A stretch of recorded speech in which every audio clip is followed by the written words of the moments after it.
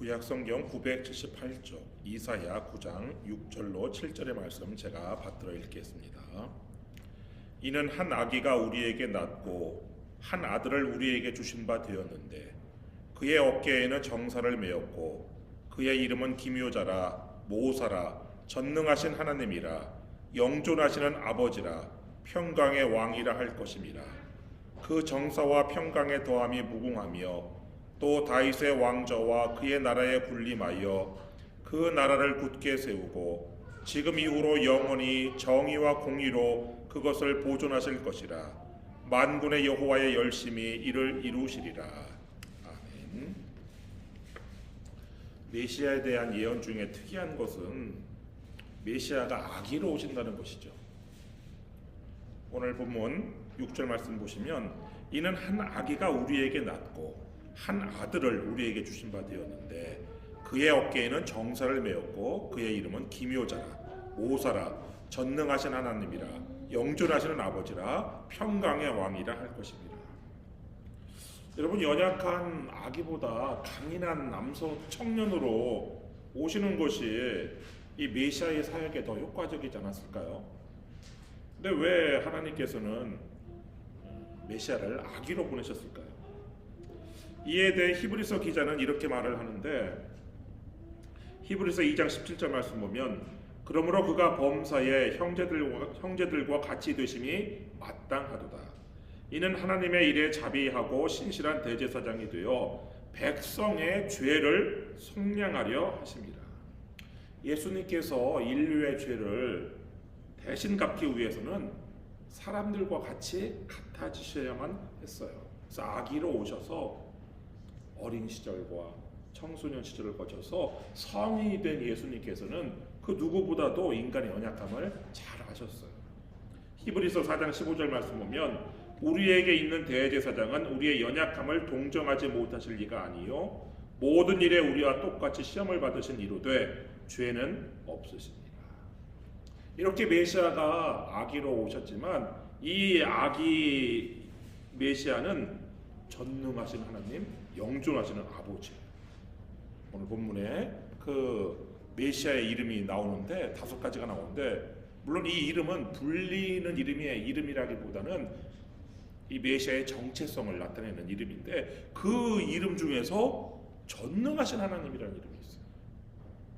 그러니까 하나님께서 성육신 하셔서 육신을 입고 이 땅에 오신 분이 바로 메시아라는 것을 알 수가 있죠. 근데 이 메시아는 또 왕으로 오시는데, 이 메시아가 다스리는 이 메시아의 나라, 이 나라는 어떤 나라일지 오늘 사사기 9장에서 그걸 찾아볼 수가 있는데, 첫 번째 메시아의 나라는요, 큰 기쁨과 넘치는 즐거움이 있는 나라예요. 3절 말씀 보시면 주께서 이 나라를 창성하게 하시며 그 즐거움을 더하게 하셨으므로 추수하는 즐거움과 탈취물을 나눌 때의 즐거움 같이 그들이 주 앞에서 즐거워하오니. 이사야 선지자는 이 메시아의 나라 백성들이 다스리는 그 누리는 즐거움을 뭐에 비교를 했냐면 추수하는 즐거움과 탈취물을 나눌 때의 즐거움에 비교하고 있어요. 우리는 농사를 짓고 있지 않아서 사실 추수하는 즐거움을 잘 모르죠. 그나마 조금 비교할 수 있는 것은 우리가 땀 흘려 일한 수고의 대가를 받는다는 점에서 월급날의 즐거움과 비교할 수 있을지도 모르겠는데, 이 추수하는 즐거움은 그것보다 훨씬 더 크겠죠. 또 메시아의 나라에는 어떤 즐거움이 또 있었냐면 탈취물을 나눌 때와 같은 즐거움도 있어요. 성서시대의 전쟁은 대부분 약탈을 목적으로 하는 전쟁이에요. 그래서 승리한 측은 이 탈취물을 가지고 와서 서로 나누죠. 근데 그때 그 즐거움이 얼마나 큰지 시편 기자가 이렇게 표현을 해요. 시편 119편 162절 말씀 보면 사람이 많은 탈취물을 얻은 것처럼 나는 주의 말씀을 즐거워하나이다. 하나님의 말씀을 즐거워하는데 그걸 뭐에 비교했느냐? 전리품을, 전쟁에서 나가서 승리해서 얻은 전리품을 얻고서 좋아하듯이 하나님의 말씀을 즐거워한다. 이렇게 시편 기자가 이야기하는데, 메시아의 나라에는 바로 그런 즐거움이 있다는 거예요. 근데 그 즐거움의 이유에 대해서 이사야 선지자는 4절에서 이렇게 얘기를 하고 있는데, 이는 그들이 무겁게 맨 멍에와 그들의 어깨의 채찍과 그 압제자의 막대기를 주께서 꺾으시되 미디안의 날과 같이 하셨음이니이다. 압제자의 멍에가 메어져 있었어요. 무겁게 맨 멍에를 메고서 힘들게 갔어야 되고, 또 압제자가 때리는 채찍, 막대기가 우리 등에 있었단 말이에요. 근데 이 메시아가 그 모든 것들을 다 꺾어버렸단 말이에요. 그래서 우리에게 자유를 주고 쉼을 주고, 그래서 우리에게 이런 추수하는 즐거움과 탈취물을 나눌 때의 즐거움 같은 즐거움이 생겼다는 것이죠. 이렇게 기쁨과 즐거움이 넘치는 나라가 메시아의 나라이고, 두 번째 이 메시아의 나라는 평화가 끝없이 이어지는 나라예요. 그 7절 말씀 보시면 그 정사와 평강의 더함이 무궁하며, 성경이 말하는 이 평강, 이거는 히브리어로 샬롬인데, 이 샬롬은 뭐 단순히 전쟁이 그쳐져서 찾아온 평화만 뜻하지는 않아요. 이 샬롬은 모든 관계가 바르게 세워진 상태, 하나님과의 관계도 바르게 세워졌고, 사람과 사람의 관계도 바르게 세워졌고, 사회 질서도 온전하게 회복된 상태, 이게 바로 샬롬, 이게 평강이에요. 이사야는 이 평강을 말하면서 평강과 정사라고 하지 않고 정사와 평강의 더함이 무궁하다, 이렇게 얘기를 하고 있어요. 그러니까 평강이 먼저가 아니라 뭐가 먼저냐? 정사가 먼저예요. 바른 다스림, 바른 정치가 있을 때 참된 평강이 가능하기 때문에 이렇게 얘기하고 있는데, 이 세상은 뭐 평화를 만들기 위해서 더 강한 무기, 더 강한 억지력을 추구하죠. 근데 이 메시아가 주는 평강은 적을 눌러서 얻는 평화가 아니라 나라 안에 바른 다스림으로 정의와 공의가 세워질 때 자연스럽게 흘러나오는 평강이죠. 예수님 자신이 평강의 왕이셔서 예수님께서는 제자들한테 마지막 십자가 지시기 전에 이렇게 말씀을 하셨어요. 요한복음 14장 27절 말씀 보면, 평안을 너희에게 끼치노니 곧 나의 평안을 너희에게 주노라. 내가 너희에게 주는 것은 세상이 주는 것과 같이 아니하니라. 세상이 주는 평안과 다른 예수님께서 주시는 평안, 이 평안이 바로 참된 평안이고, 이 참된 평안이 있는 그것도 일시적인 것이 아니라 끊이지 않고 무한하게, 무궁하게 평화가 이루어지는 나라가 바로 이 메시아의 나라인데, 우리가 평화로 착각하는 경우가 두 가지가 있어요. 첫째는 침묵이 평화라고 생각할 때가 있어요. 예를 들어 정의가 없는 평강, 근데 그냥 침묵하는 거예요. 이거는 평강이 아니죠. 또 하나는 억압당하는 사람들이 아무 말도 못하죠. 침묵과 같이. 그 공의 없는 평강도 평강이 아니에요. 그거는 그냥 침묵이고 억압일 뿐이에요. 그래서 이사야 선지자가 곧바로 이렇게 얘기를 하는 거예요. 또 다윗의 왕자와 그의 나라에 군림하여 그 나라를 굳게 세우고 지금 이후로 영원히 정의와 공의로 그것을 보존하실 것이라. 만군의 여호와의 열심히 이를 이루시리라. 이게 바로 세 번째 이 메시아 나라의 특징인데, 뭐가 있는 나라냐? 공평과 정의가 있는 나라가 바로 이 메시아의 나라예요. 메시아는 다윗의 보좌에 앉으셔서 법과 정의 위에 나라를 굳게 세울 것인데, 사실 다윗도 처음에는 공평무사하게 이 백성을 다스렸어요. 그 사무엘하 8장 15절 말씀 보면, 다윗이 온 이스라엘을 다스려 다윗이 모든 백성에게 정의와 공의를 행할세. 그때는 다윗이 어디로 가든지 승리했어요. 역대상 18장 13절 말씀 보면 다윗이 에돔의 수비대를 두매 에돔 사람이 다 다윗의 종이 되니라. 다윗이 어디로 가든지 여호와께서 이기게 하셨더라. 정의와 공의가 있을 때는 나라가 견고하고 튼튼해서 어디로 가든지 승리를 했어요. 다윗이. 그때 다윗이 우리아의 아내와 우리아의 목숨을 빼앗은 후에는 나라가 막 흔들렸어요. 내전이 발생했죠. 첫 번째 내전은 아들 압살롬에 의해서 일어났고, 두 번째 내전은 베냐민 지파 세바에 의해서 일어났는데, 그 사무엘하 20장 1절 2절 말씀 보면 마침 거기에 불량배 하나가 있으니 그의 이름은 세바인데 베냐민 사람 비그리의 아들이었더라. 그가 나팔을 불며 이르되 우리는 다윗과 나눌 분깃이 없으며 이새의 아들에게서 받을 유산이 우리에게 없도다. 이스라엘아 각각 장막으로 돌아가라 하매 이에 온 이스라엘 사람들이 다윗 따르기를 그치고 올라가 비그리의 아들 세바를 따르나 유다 사람들은 그들의 왕과 합하여 요단에서 예루살렘까지 따르니라.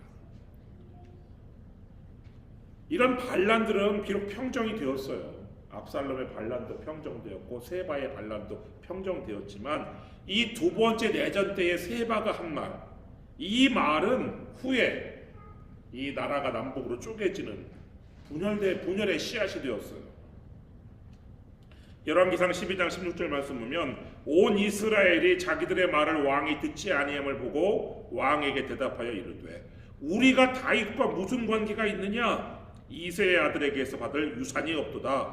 이스라엘아 너희의 장막으로 돌아가라. 다윗이여 이제 너는 네 집이나 돌아보라 하고 이스라엘이 그 장막으로 돌아가니라.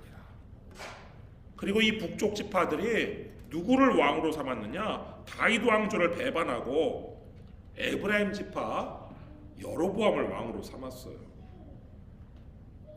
다윗이 정의와 공의를 행할 때에는 나라가 견고하고 튼튼했지만 정의와 공의를 망각했을 때 나라가 결국 이렇게 두 동강이 나게 된 것이죠.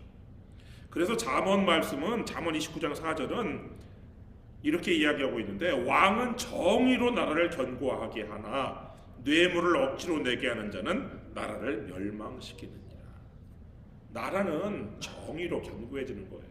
그래서 이 메시아께서는 정의와 공의로 나라를 견고하게 하시는데 다윗 왕조에서 가장 훌륭한 왕 다윗도 실패한 정의와 공의였지만 이 메시아는 다윗의 왕좌에 앉아서 공평과 정의로 나라를 영원히 굳게 세울 것인데 이러한 오늘 본문의 이 메시아에 대한 예언은 정확하게 누구에게서 성취되었어요? 예수님에게서 성취되었어요.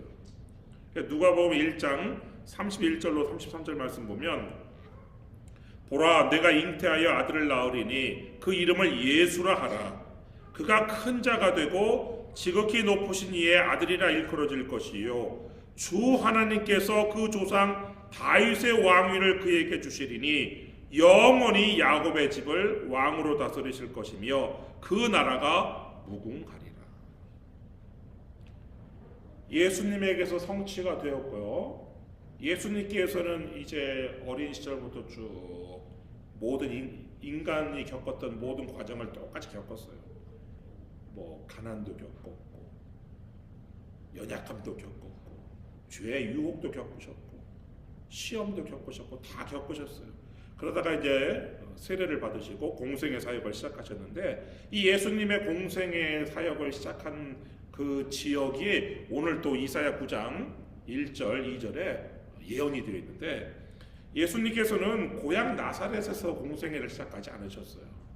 어디서 시작하셨냐면 가버나움에서 시작하셨는데 마태복음 4장 13절 말씀 보면 나사렛을 떠나 스불론과 납달리 지경 해변에 있는 가버나움에 가서 사시니 이 가버나움은요 그 가나안 호수. 근데 옛날 이 성서시대 사람들은 가나안 그 갈릴리 호수가 얼마나 크게 느껴졌는지 바다라고 불렀단 말이에요. 그 갈릴리 바다의 북서쪽 해변에 위치한 도시가 바로 이 가버나움이에요. 예수님께서는 그 가버나움에 가서 사셨어요. 근데 이 가버나움이 옛날 어느 지파 땅이었냐면 이게 스불론 납달리 지파 땅이었단 말이에요. 정확하게는 스불론 지파 땅인데 이 가버나움에 당시 어떤 길이 지나가고 있었느냐? 이 이집트하고 메소포타미아하고 있는 국제 도로가 아주 고대 시대부터 있었어요. 그러니까 왕래가 자주 있었어요. 이 국제 도로가 내륙을 지나는 국제 도로는 왕의 대로라는 도로이고 해변을 지나는 도로가 해변길이라는 도로가 있었어요. 근데 그 해변길이 이 이집트에서 쭉 가나안 그 해변을 따라 쭉 올라오다가 그 엘리야가 불을 내린 그 갈멜산에서 이게 길이 꺾여서 갈릴리 지역을 지나가지고 이제 그 가버나움을 거쳐갖고 다메섹으로 이렇게 해서 쭉 가거든요. 그러니까 이 해변길이 지나가는 지역에 무엇이 있느냐면 이 납달리 지파의 땅이 거기 있어요. 그리고 이 가버나움은 이 스불론 지파, 정확하게 납달리 지파 땅이고 여기는 스불론 지파의 그 길을 지나가고 있어요. 그 영토를. 그래가지고 이 해변길을 통해서 이 메소포타미아의 강대국들이 이 이집트를 정복하러 올 때 이 해변길로 이렇게 오는 거예요. 그러면서 가장 먼저 공격을 당하고 약탈을 당하고 피해를 당한 지역이 바로 어느 지역이냐? 이 스불론과 납달리 지경이었단 말이에요. 그래가지고 이 9장 오늘 이사야 9장 1절에는 이렇게 얘기하고 있어요. 전에 고통받던 자들에게는 흑암이 없으리로다. 옛적에는 여호와께서 스불론 땅과 납달리 땅에 멸시를 당하게 하셨더니 후에는 해변길과 요단 저쪽 이방의 갈릴리를 영화롭게 하셨느니라. 흑암에 행하던 백성이 큰 빛을 보고 사망의 그늘진 땅에 거주하던 자에게 빛이 비치도다. 그래서 이 스불론 땅과 납달리 땅은요, 고통받던 자들, 흑암, 사망의 그늘진 땅, 이런 땅이었단 말이에요. 그런데 예수님께서 거기에서 가버나움을 공생의 사역의 이 전초기지로 삼으시면서 예수님의 그 빛이 가장 먼저 비친 지역이 바로 어디냐? 바로 이 전에 고통받던, 전에 흑암에 행하던 백성들이 사는, 전에 사망의 그늘진 땅에 거주하던 이 사람들에게 먼저 빛이 비치고 복음이 먼저 선포되었단 말이에요. 그래서 이 마태복음 4장 14절 16절에는 이렇게 얘기하고 있는데, 이는 선지자 이사야를 통하여 하신 말씀을 이루려 하십니다. 일러스되 스불론 땅과 납달리 땅과 요단강 저편 해변길과 이방의 갈릴리여 흑암에 앉은 백성이 큰 빛을 보았고 사망의 땅과 그늘에 앉은 자들에게 빛이 비치었도다 하였느니라. 이렇게 예수님께서는 공생의 사역의 처음 부분부터 이제 이 이사야 선지자의 예언을 성취하면서 이제 사역을 하셨는데, 예수님께서 이 땅에 메시아로 오신 예수님께서 가장 먼저 선포한 메시지가 무엇이었느냐? 마가복음 1장 15절을 보면은 이르시되 때가 찼고 하나님의 나라가 가까이 왔으니 회개하고 복음을 믿으라 하시더라. 가장 먼저 선포한 메시지가 뭐냐면요, 메시아의 나라, 하나님의 나라가 가까이 왔다는 거예요. 그리고 그 메시아의 나라, 하나님의 나라에 들어가기 위해서 조건이 있는데 무엇이냐? 바로 회개하고 복음을 믿으라는 거예요. 회개라는 것, 이건 뭐예요? 그냥 막 잘못했어요, 하나님 용서해 주세요, 그냥 이 기도 한마디가 회개예요? 회개를 너무 가볍게 만들어 놓은 것이 현대 기독교의 큰 잘못인데, 회개라는 것은 에스겔 18장 31절의 말씀 보면 이렇게 나와 있는데, 너희는 너희가 범한 모든 죄악을 버리고 마음과 영을 새롭게 할지어다. 이스라엘 족속아 너희가 어찌하여 죽고자 하느냐. 회개라는 게 뭐냐? 내가 행한 모든 죄악을 버리는 거예요. 다시 짓지 않는 거예요. 그리고 내 마음도 새롭게 먹어야 되는 거예요. 새 마음을 먹어야 돼요. 그리고 마음만 새롭게 하는 것이 아니라 내 영도, 내 뜻도 새 뜻을 품어야 되는 거예요. 그게 바로 회개예요.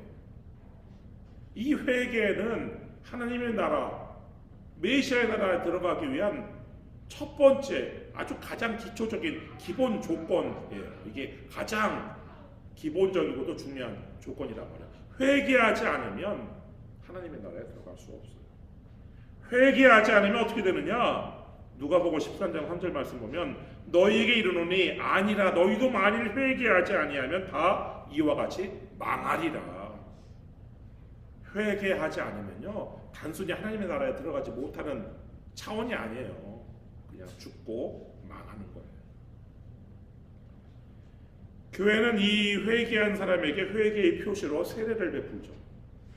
사도행전 2장 38절 말씀 보면 베드로가 이르되 너희가 회개하여 각각 예수 그리스도의 이름으로 세례를 받고 죄 사함을 받으라. 그리하면 성령의 선물을 받으리니.